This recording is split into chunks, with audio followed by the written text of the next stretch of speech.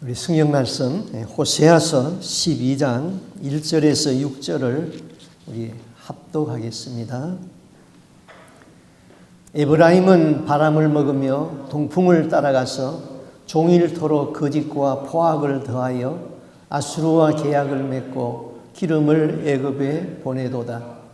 여호와께서 유대와 논쟁하시고 야곱을 그 행실대로 벌하시며 그의 행위대로 그에게 보응하시리라.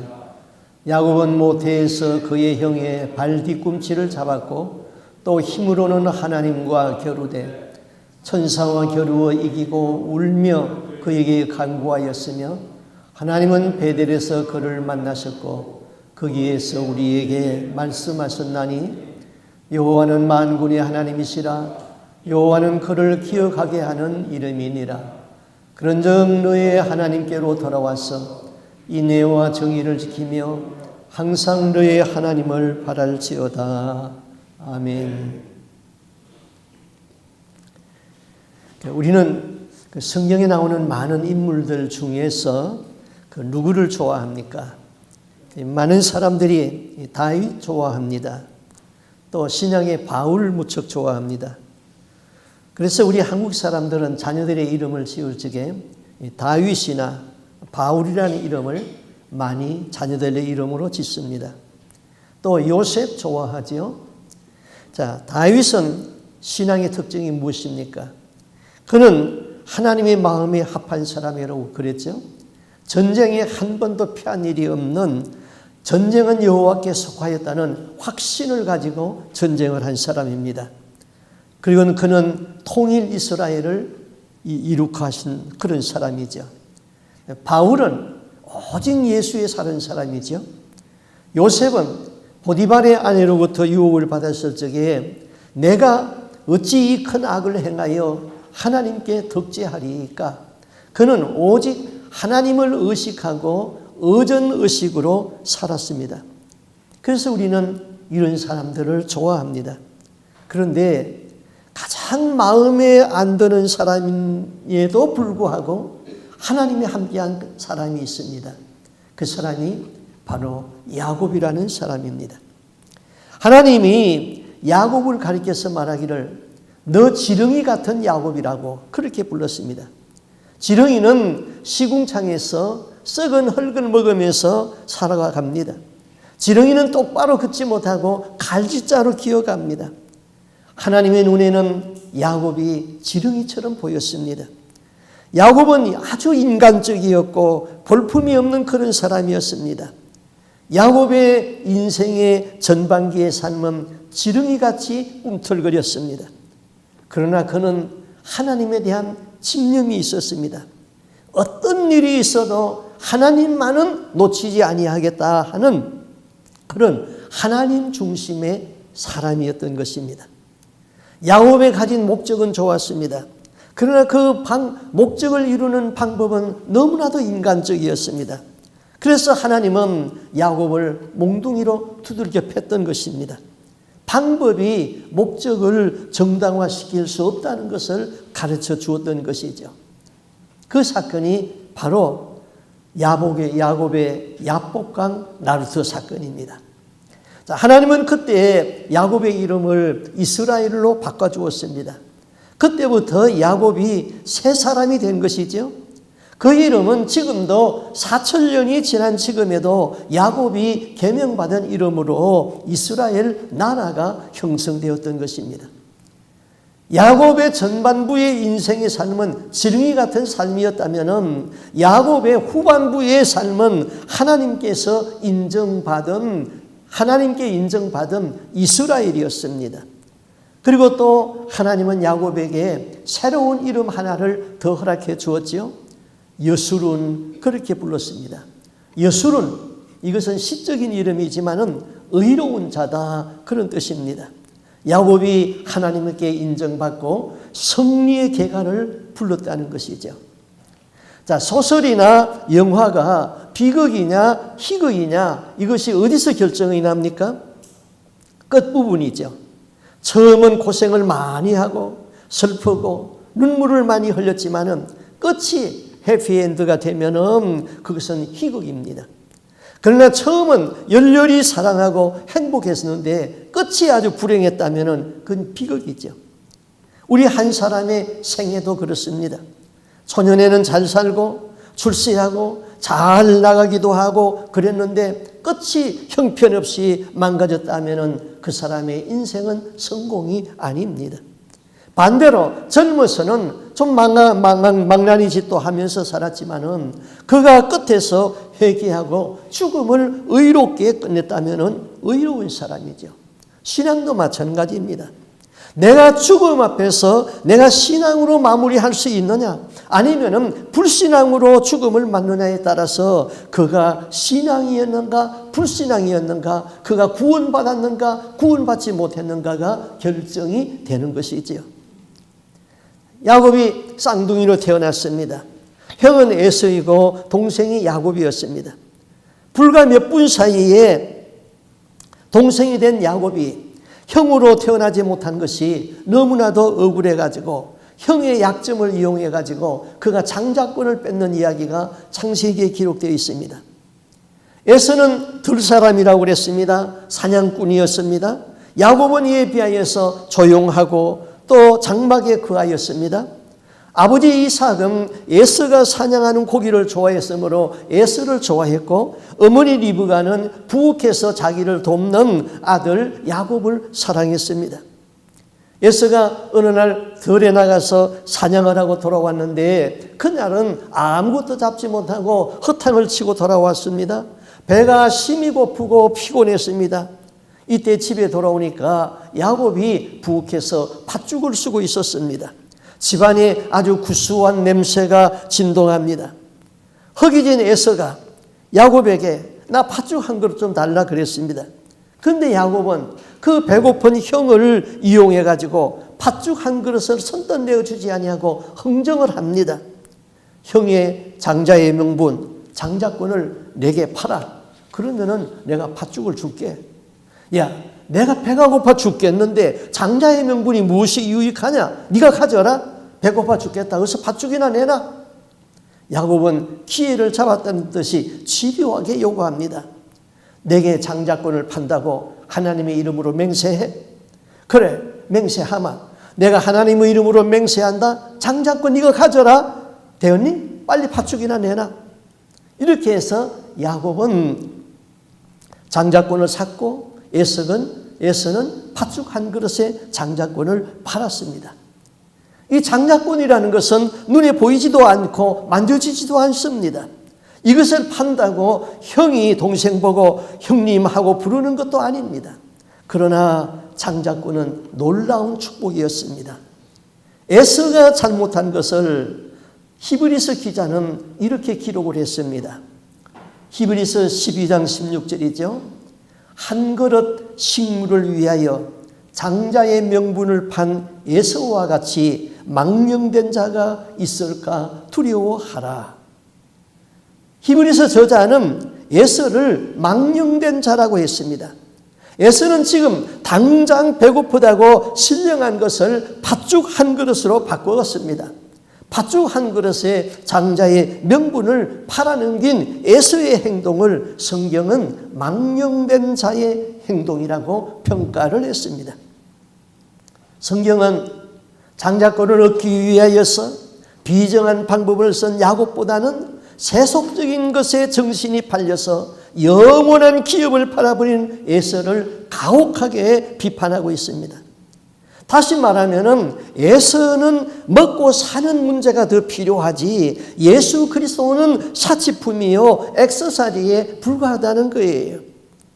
에서의 경솔한 행동은 평소에 장자의 명분을 귀하게 여기지 아니한 데서 온 것입니다. 성경은 에서의 경솔한 행동을 이렇게 정의했습니다.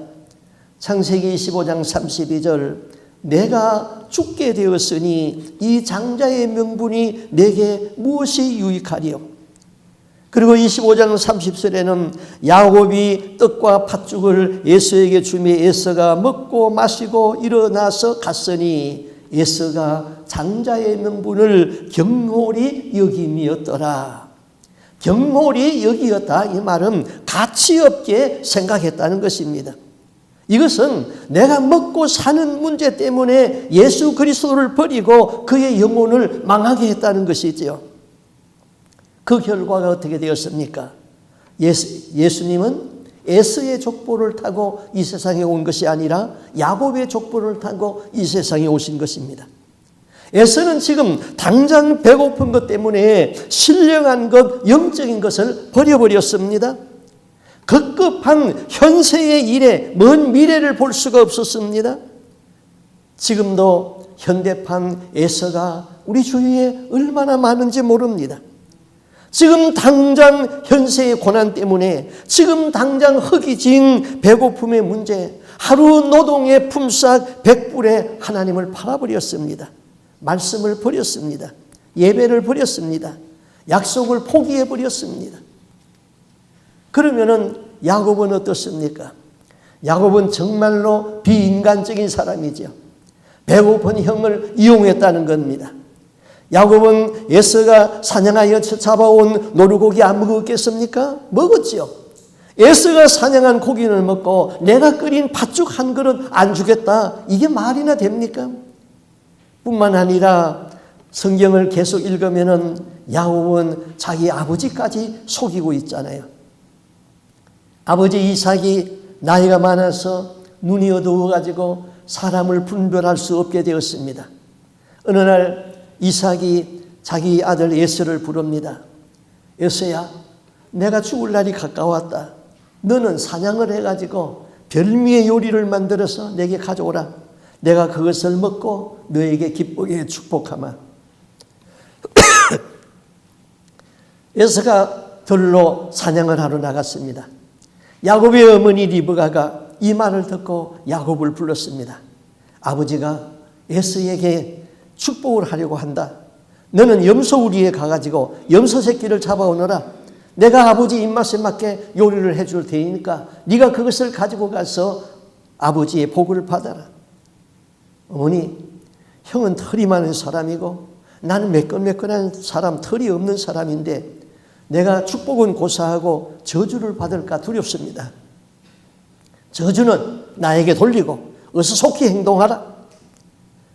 야곱은 염소 새끼를 잡아서 어머니에게 주었습니다. 어머니가 이삭의 식성에 맞게 요리를 잘했습니다. 야곱은 어머니가 만들어준 별미를 가지고 에서의 옷을 입고 손과 목은 염소털로 다 가리고 아버지에게 갔습니다. 아버지, 내 아들아, 네가 누구냐? 아버지의 맏아들 에서입니다. 사냥한 고기를 잡수시고 축복하여 주시옵소서. 내 아들아, 어떻게 네가 이렇게 속히 잡았느냐? 아버지의 하나님 여호와께서 나로 순적하게 만나게 해 주셨습니다. 야곱은 복을 받기 위하여서 서슴없이 아버지를 속였습니다. 그것도 하나님의 이름을 들먹여가면서 하나님의 이름으로 속였습니다. 거짓말을 했죠.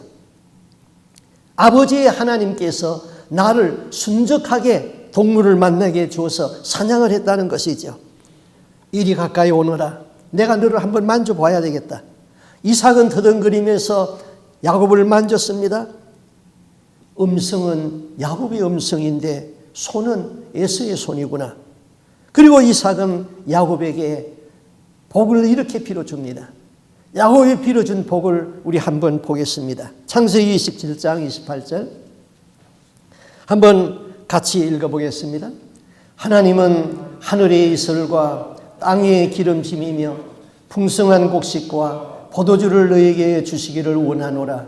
만민이 너를 섬기고 열국이 너에게 굴복하리니 네가 형제들의 주가 되고 네 어머니의 아들들이 너에게 굴복하며 너를 저주하는 자는 저주를 받고 너를 축복하는 자는 복을 받기를 원하노라.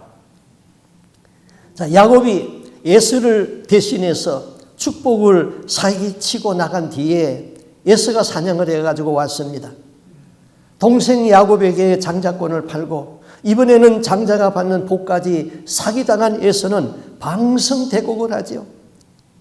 에서는 아버지에게 이렇게 말합니다. 아버지, 나에게도 야곱에게 준 것과 같은 복을 주옵소서. 내게 줄 복을 하나도 남기지 아니하고 다 주었습니까? 내게도 축복하여 주옵소서. 에서는 울었습니다.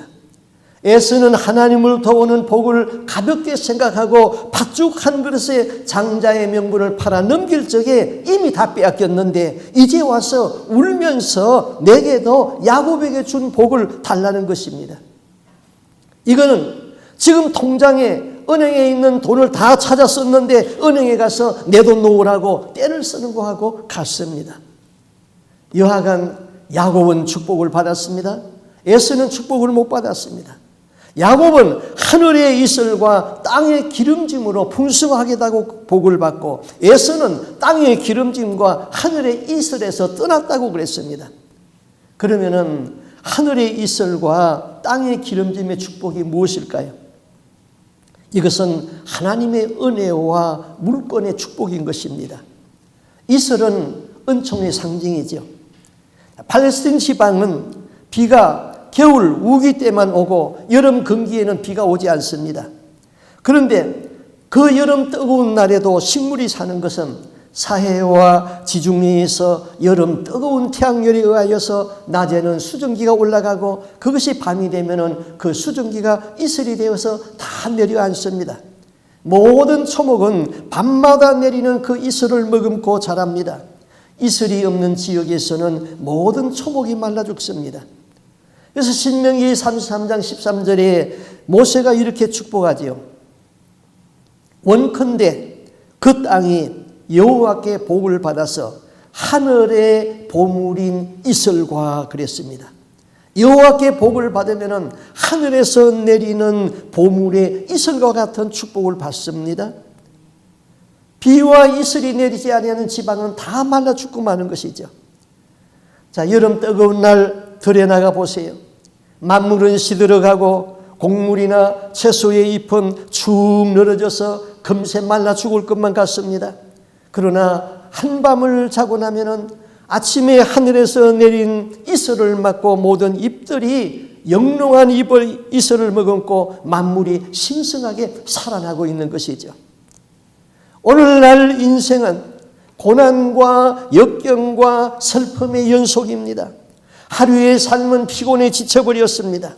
고달픈 삶의 인생은 기진맥진해서 삶의 의욕을 잃어버렸습니다. 매일매일 이렇게 지치고 피곤한 삶이라면 인생이 어찌 행복해지겠습니까? 그러나 한밤의 안식을 지나고 아침이 되면은 풀잎은 이슬을 머금고 만물은 다시 생동합니다. 이슬을 머금은 잎은 무성하고 곡식은 다시 소성합니다. 오늘 우리 인생도 하나님이 주시는 은총을 받아야 됩니다. 하루의 삶이 피곤하지만은 아침에 일어나서 기도하면은 다시 소망이 생깁니다. 한 주일의 삶이 그날이 그날 같지만은 주일날 교회에 와서 예배를 드리고 은혜를 받으면은 세상을 넉넉히 이길 수 있는 힘이 내려집니다. 날마다 지친 삶이지만은 시마다 때마다 베풀어 주시는 하나님의 은혜가 있을 때에는 희망이 있고 삶이 감격스러워지는 것이지요. 야곱의 생애는 피곤했습니다. 그러나 하나님은 그때마다 지친 야곱의 손을 잡아 일으켰습니다. 야곱의 삶은 고달픈 삶을 살았습니다. 그러나 하나님이 날마다 새 힘을 주시고 은혜를 베풀어 주었습니다. 하나님은 야곱을 만나 주었습니다. 그러나 에서는 사나이다운 삶을 살았지만은 그의 영혼은 파리하게 지쳐갔습니다. 그는 목말라 했습니다. 그는 무미 건조한 사막에 사는 들나귀 같은 인생을 살았던 것입니다. 오늘 성경은 옛날 성경에 보면은 계책을 꾸미는 야곱이라 그랬습니다. 그리고 야곱이 행한 그 소행대로 벌을 주시겠다 그랬습니다. 여기 계책이라는 말은 잔머리 굴린다 그런 뜻이에요. 자, 에서는 어머니 리브가와 야곱이 꾸민 연극에서 서자 취급을 받았죠. 동생에게 축복을 당한 에서가 분에 못 이겨 가지고 이렇게 말합니다. 아버지가 죽을 날이 가까우니 아버지가 죽으면은 내가 야곱을 죽이리라. 어머니가 이 말을 들었습니다. 어머니 리브가는 형제지간에 칼부림이 날 것 같아서 야곱을 외삼촌 집으로 피신을 시켰습니다. 리브가는 얼마 동안 지나면은 모든 것이 정상으로 될 줄 알았습니다. 그런데 그 이별이 야곱과는 마지막 이별이 되었습니다. 리브가는 야곱을 외가로 보내고 야곱을 다시 보지 못하고 죽었습니다. 야곱은 외삼촌 집에 가서 외삼촌을 속이면서 재산을 모았습니다. 그러나 그의 외삼촌 라반은 야곱보다 한 수 더 떴습니다. 외삼촌은 야곱보다 뛰어난 사기꾼이었습니다. 야곱은 외삼촌에게 속았습니다. 성경은 야곱이 외삼촌 라반에게 10번이나 속았다고 그랬습니다. 야곱이 심는 대로 거두는 것입니다. 야곱은 하나님 믿었습니다. 수단 방법을 가리지 아니하고 자기 머리를 의지합니다.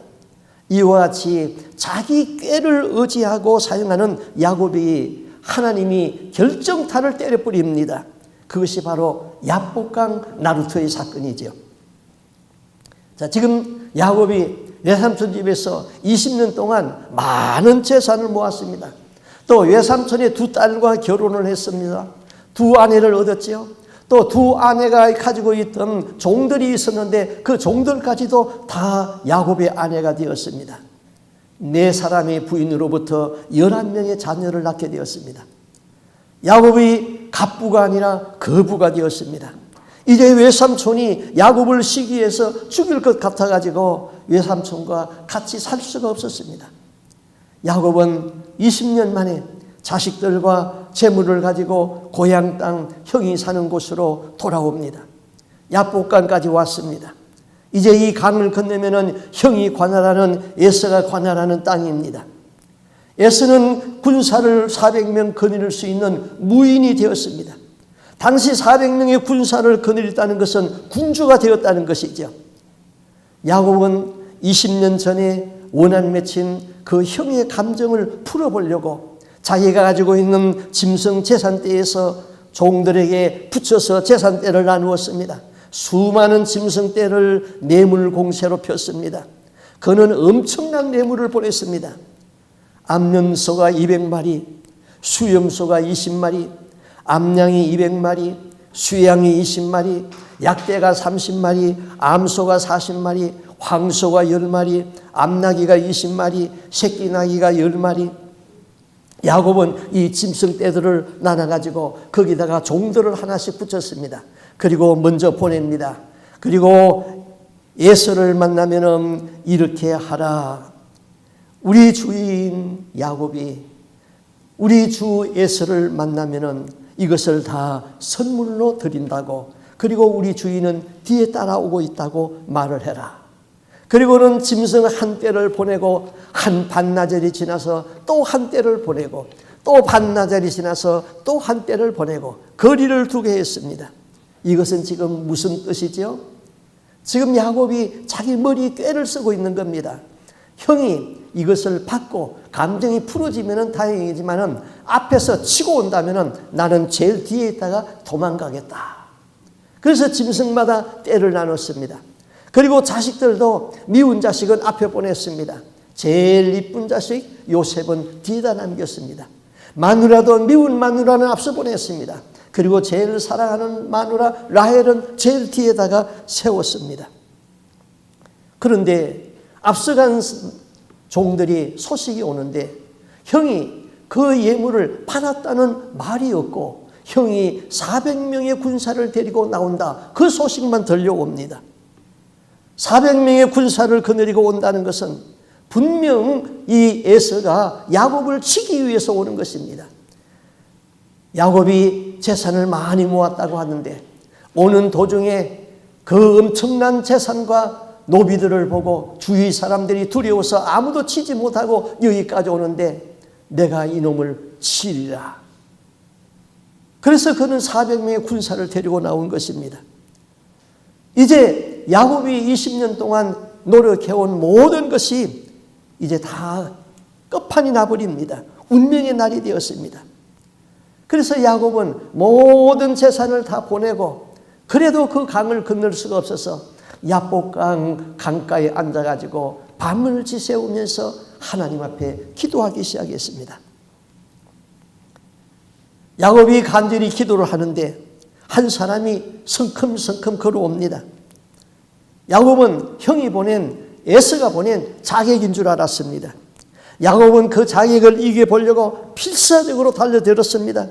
우리 성경에는 씨름했다고 그랬습니다. 씨름했다는 것은 먼지를 펄썩펄썩 일으켰다, 그런 뜻입니다. 야곱은 그 사람을 이길 수가 없었습니다. 하나님이 보낸 천사인데 이길 수가 있겠습니까? 그런데 천사도 야곱이 얼마나 끈질기게 기도를 하는지 야곱을 당할 수가 없습니다. 야곱은 쉽게 포기하지 아니하는 집념의 사람이었습니다. 끈질기게 하나님의 이름을 붙들고 기도합니다. 새벽녘이 되었습니다. 천사가 야곱에게 이렇게 말하죠. 나라, 내가 하나님께 돌아갈 시간이 되었다.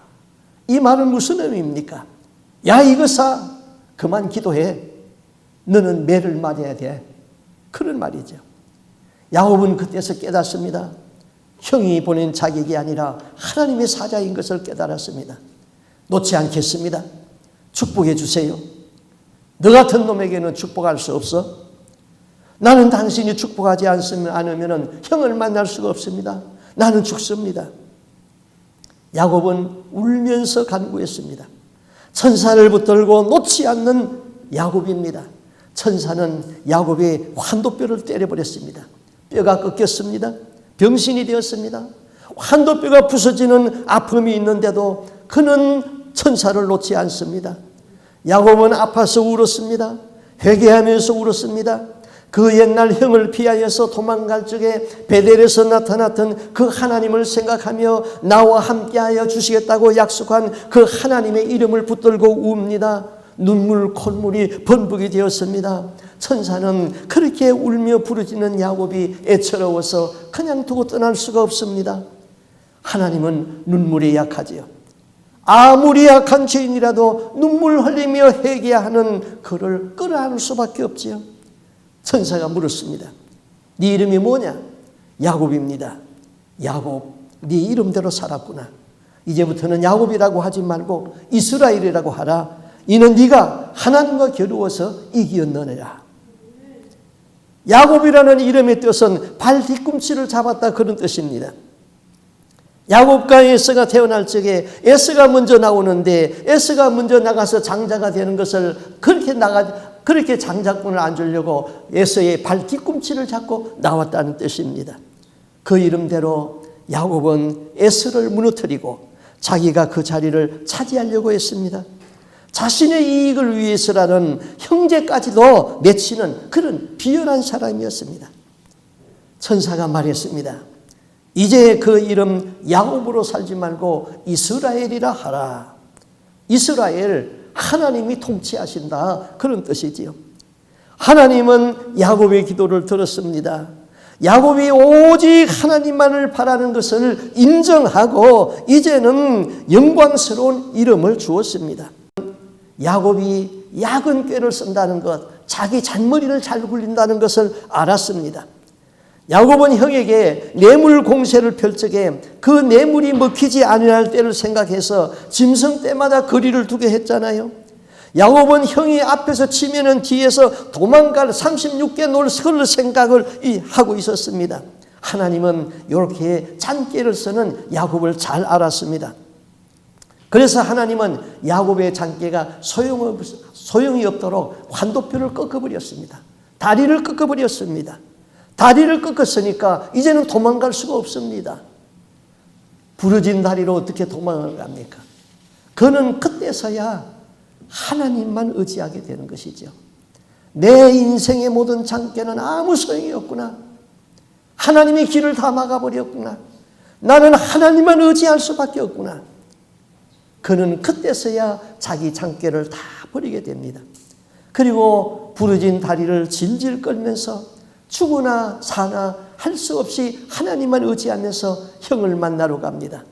내 수단 방법이 통하지 않습니다. 이제는 하나님밖에 의지할 수밖에 없습니다. 야곱의 다리가 부러졌기 때문에 버티고 서 있을 수가 없습니다. 그래서 형을 만나기까지 7번이나 땅에 쓰러졌다 그랬습니다. 하나님은 다리를 질질 끌면서 걸어가는 그 야곱을 보니까 야곱이 꼭 갈짓자로 가는 지렁이 같았습니다. 그래서 너 지렁이 같은 야곱아 그렇게 불렀던 것입니다. 왜 야곱이 이렇게 되었죠? 하나님에게 얻어맞았기 때문이죠. 왜 얻어맞았습니까? 자기의 수단, 자기의 방법, 자기의 꾀를 썼기 때문이죠. 하나님을 구하고 축복을 받겠다는 목적은 좋았습니다. 그러나 그 방법이 나빴습니다. 에서는 한 지역을 다스리는 군주가 되었습니다. 야곱에 대한 소식도 들었습니다.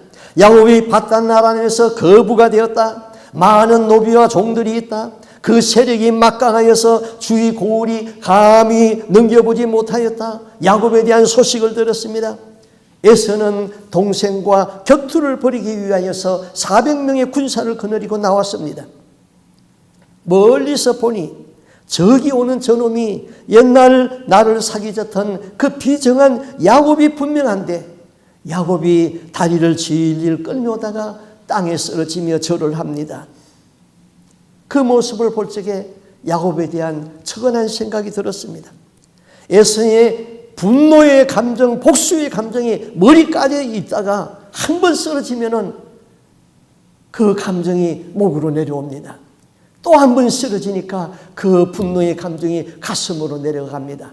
7번 쓰러지니까 그 감정이 다 없어지고 불쌍한 생각이 들었습니다. 그래서 옛날 어렸을 적에 야곱과 에서가 형제로서 사이좋게 놀던 그때를 생각하면서 에서에게 분노의 영이 다 떠나버렸습니다. 야곱이 하나님에게 인정을 받으니까 야곱을 죽이겠다는 에서의 가운데 있는 그 분노의 영이 다 떠나버렸습니다. 그때 그들은 서로 끌어안고 울면서 사랑을 나누었던 것이죠. 하나님이 은혜를 베풀어 주었던 것입니다. 그 다음 문제는 왜 하나님께서 야곱을 택하고 에서를 버렸느냐 하는 그런 문제죠. 택하였다는 것은 하나님의 손에 붙잡혔다는 것입니다. 그런데 우리는 왜 에서는 버리고 하나님을 야곱을 택하였느냐고 자꾸 따져 묻습니다. 그것은 야곱이 하는 짓거리가 너무 미웠기 때문이죠. 택하였다는 것은 하나님이 놓아 기르지 아니하고 간섭하고 있다는 것입니다. 하나님은 야곱을 택하였기 때문에 야곱의 인생 진로에서 하나님은 계속 나타나서 간섭하고 있습니다. 그래서 말을 안 들으면 몽둥이로 때립니다. 그리고 야곱이 가는 방향대로 하나님이 끌려간 것이 아니라 하나님이 원하는 방향대로 야곱을 끌고 갔다는 사실입니다. 여기서 하나님의 뜻과 인간의 불순종 사이에서 갈등이 일어나는 것이죠. 우리는 예수를 믿어도 이 세상에 길들여진 자기의 기질대로 예수를 믿으려고 합니다. 그래서 가끔 거짓말도 하죠. 또 하나님이 기뻐하지 아니하는 일이지만은 내가 돈만 벌 수 있다면은 술 장사도 하고 도박으로 한미천도 잡고 싶습니다. 내 생각대로 내 정력대로 예수 믿으려고 합니다. 안 믿는 것은 아닙니다. 믿습니다. 내 생각대로입니다. 돈만 벌 수 있다면은 주일날 예배 안 드려도 괜찮습니다. 그렇다고 내가 하나님 안 믿는 것은 아닙니다. 믿습니다. 내 방법대로 하려고 그럽니다. 하나님은 네 방법이 아니다. 내 방법대로 하라는 것입니다. 하나님은 너의 고집을 끊겠다는 것이죠. 네 방법대로 예수 믿는 것 아니다. 내 방법대로 예수 믿어라. 나는 너를 세상에서 내놓아도 하나도 하자 없는 하나님의 사람으로 너를 만들겠다. 내가 원하는 것은 회색 그리스도인이 아니라 색깔이 분명한 그리스도인을 만들겠다는 것이지요. 내 생각과 하나님의 생각, 그 가운데서 우리는 갈등합니다. 때로는 하늘을 향하여서 하나님이 이럴 수 있습니까? 하고 투정을 합니다. 그러나 지존하신 하나님은 말씀합니다. 내 생각은 너희 생각과 다르다. 내 길은 너희 길과 달라서 하늘이 땅보다 높음같이 내 길은 너희 일보다 높으며 내 생각은 너희 생각보다 높으니라. 하나님이 야곱에게 말씀합니다. 너 고집이 꽤 세구나. 네 고집이 이기는가 내 고집이 이기는가 한번 싸우겠다면 링으로 올라오라. 야곱이 링 위에 올라갔습니다. 야곱이 야복강 나루터에서 씨름하는 것을 보십시오. 그것은 링 위에 올라간 권투 선수와 같습니다. 야곱이 먼저 하나님에게 주먹질을 하지요. 그러나 맷집이 좋은 야곱이 한번 두들겨 맞습니다. 야곱이 고개를 들면은 하나님의 해무와 같은 주먹이 내려쳐 버립니다. 그러다가 하나님께서 라이트 훅, 레프트 훅을 쓱 때리니까 야곱이 KO 당해 버렸습니다. 그런 그 권투는 하나님의 일방적인 승리로 끝나버립니다. 이것은 우리를 향한 하나님의 사랑 때문이에요.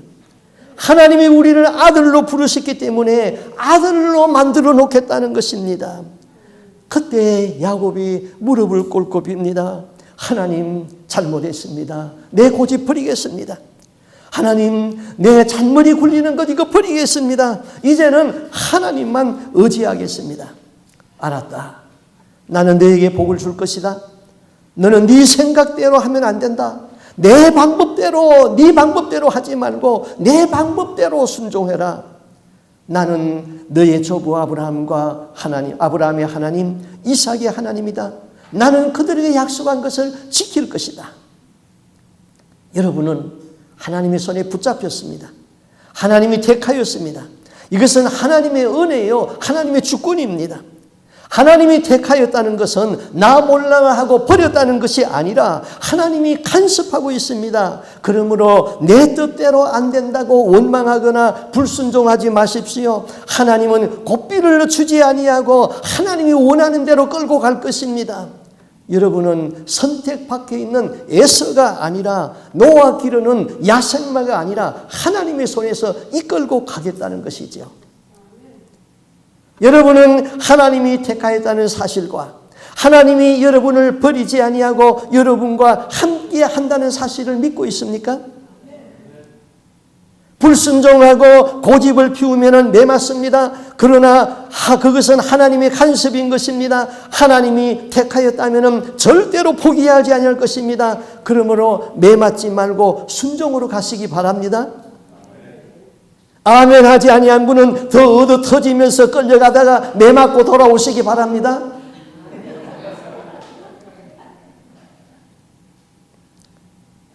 야곱은 세상이 나를 버리면은 나는 하나님께로 가지만은 하나님이 나를 버리면은 나는 갈 곳이 없다고 고백을 하고 하나님만 바랐습니다. 되는 대로 살아간 것이 아닙니다. 야곱은 야복강 나루터에서 천사와 씨름하는 중에 환두뼈가 부러지는 그 위급한 상황에서도 하나님을 놓지 아니하고 울면서 매달렸습니다.